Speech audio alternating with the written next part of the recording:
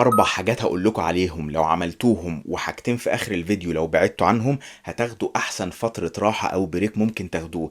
الحاجة الاولانية هي انك تبص بعيد، عينينا بتبقى مجهدة من كتر ما احنا عمالين بنبص لحاجات قريبة. رقم 2 شرب المية، لازم تبقى دايما هايدريتد، بتساعد على التركيز.